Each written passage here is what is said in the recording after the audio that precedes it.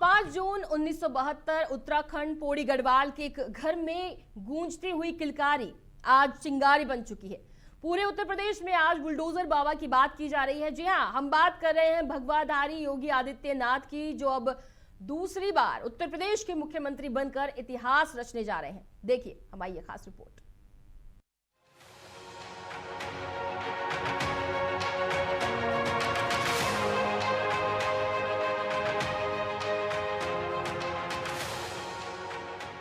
आनंद सिंह बिष्ट नामक एक व्यक्ति के घर में 5 जून 1972 में 5वीं बार किलकारी गूंजती है।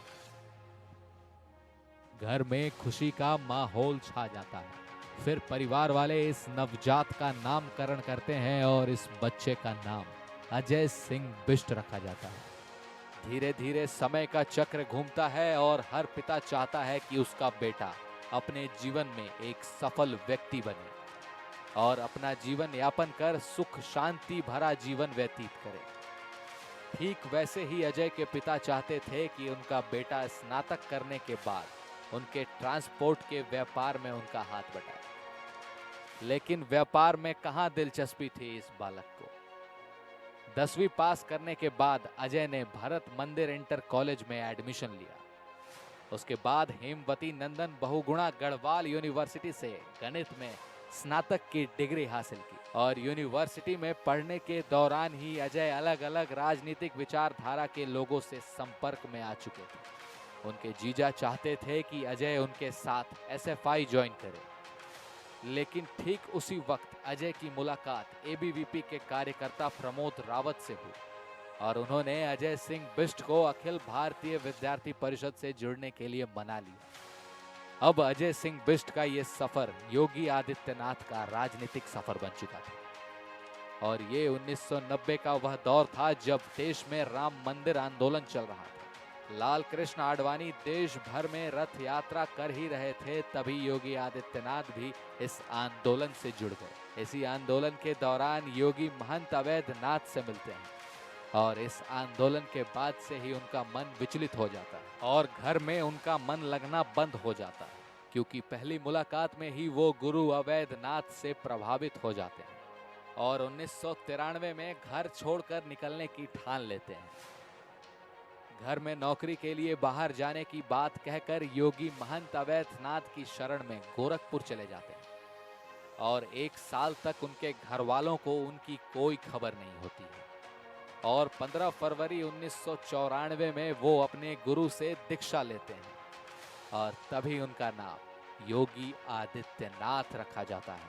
आपको बता दें 1992 में राम मंदिर आंदोलन के दौरान हिंदू नेता के रूप में योगी ने अपनी पहचान बना ली थी। 1998 में अवैधनाथ ने योगी की ये बढ़ती लोकप्रियता और क्षमता को देखते हुए उन्हें मठ का और राजनीतिक उत्तराधिकारी घोषित कर दिया था।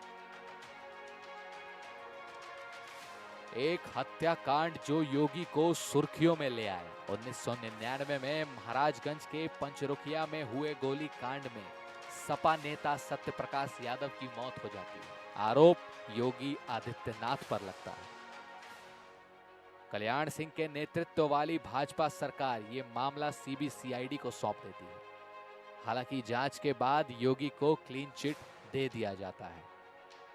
फिर 2002 में मोहन मुंडेरा कांड हुआ, जिसका भी आरोप योगी पर लगा, जिसमें एक लड़की के कथित रेप को मुद्दा बनाकर 47 अल्पसंख्यकों के घर में आग लगा दी गई थी। उसके बाद हिंदुओं के घरों पर केसरिया झंडा लगाने की बात कही गई तो योगी की आलोचना हुई।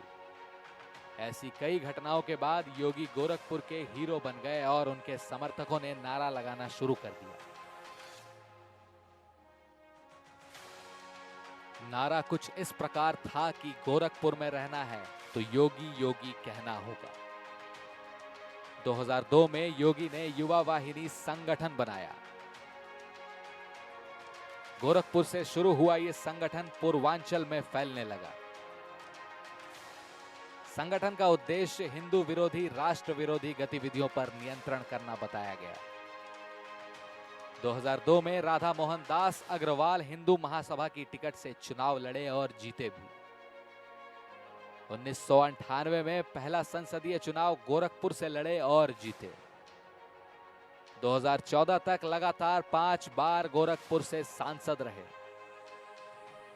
2017 में उत्तर प्रदेश के मुख्यमंत्री बने। 5 साल उत्तर प्रदेश में सुशासन की सरकार चलाने के बाद अब 2022 में फिर से पूर्ण बहुमत के साथ परचम लहराया और आज दोबारा उत्तर प्रदेश के मुख्यमंत्री के रूप में शपथ लेंगे। ब्यूरो रिपोर्ट, संभव टीवी।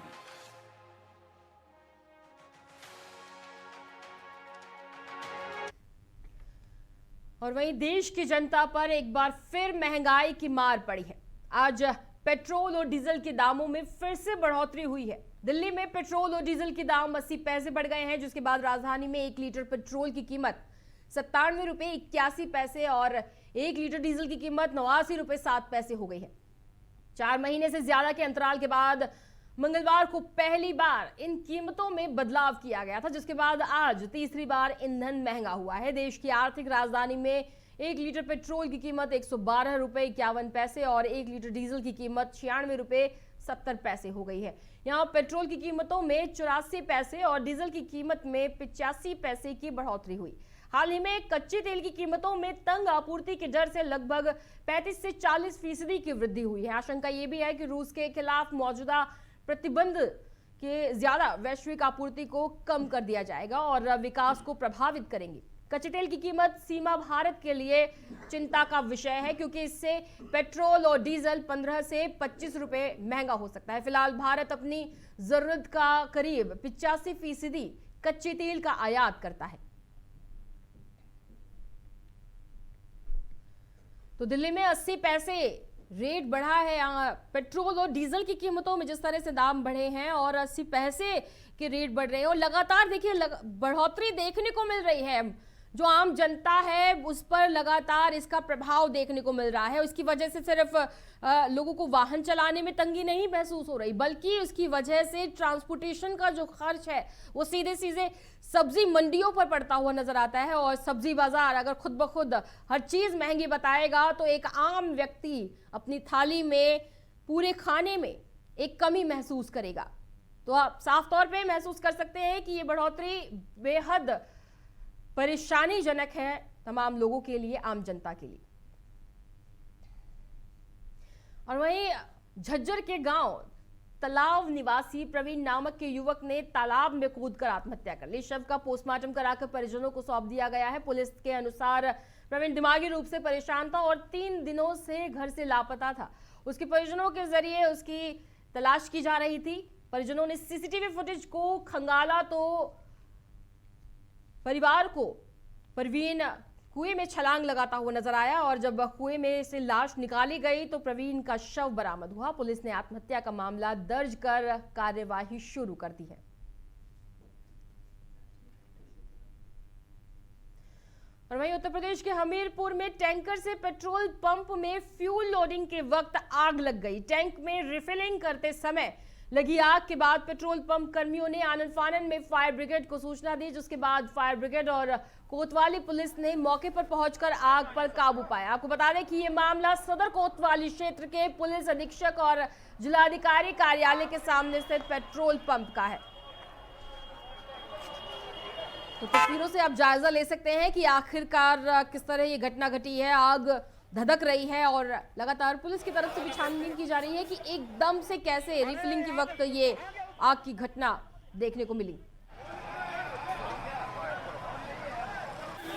और वहीं बहादुरगढ़ के गांव छड़ानी में बीती रात शादी समारोह में हार्श फायरिंग का मामला सामने आया है। फायरिंग के दौरान गोली एक 10 साल के बच्चे को लगी। गोली पेट के निचले हिस्से से आर पार हो गई। फिलहाल वो शहर के एक निजी अस्पताल में एडमिट है। गोली चलाने वाले का पता नहीं चल सका है। फिलहाल पुलिस मामले की जांच कर रही है। जानकारी के मुताबिक छुड़ानी गांव में बुधवार की रात को सोमवार के यहां शादी समारोह था। नाचते वक्त एक युवक ने हार्श फायरिंग की और इसी दौरान वहां मौजूद 10 साल के जतिन के पेट से ये गोली आर पार होगी और गोली चलते ही आसपास भगदड़ का माहौल भी देखने को मिला। लोगों ने घायल जतिन को संभाला और बहादुरगढ़ के ब्रह्म शक्ति अस्पताल में उसे ले जाया गया। फिलहाल उसका उपचार किया जा रहा है। कल रात को जतिन नाम का बच्चा नाइट में एक बुलेट इंजरी के साथ जिसको हुआ था हादसा, गांव छुटानी के अंदर। वो ब्रह्मशक्ति संजीवनी अस्पताल में एडमिट हुआ, काफ़ी सिक कंडीशन में था, एक्टिव ब्लीडिंग भी थी और पेशेंट को इमरजेंसी में हमने सीटी स्कैन वगैरह करके ओटी के अंदर लिया तो उसके अंदर इंटेस्टाइन में टीयर थे 3 जगह पे, उनको रिपेयर कर दिया गया है। ब्लैडर इंजरी थी, काफ़ी ह्यूज ब्लड क्लॉट्स थे, रेट्रोपेरिटोनियल ह्यूज हीमेटोमा था और ब्लीडिंग को अरेस्ट कर दिया गया है और पेशेंट अभी रिलेटिवली स्टेबल है but he is still in ICU in critical. साथ इस बुलेटिन में बस इतना ही, लेकिन देश और दुनिया की ताजा तरीन खबरों को देखने के लिए आप देखते रहिए संभव टीवी। नमस्कार।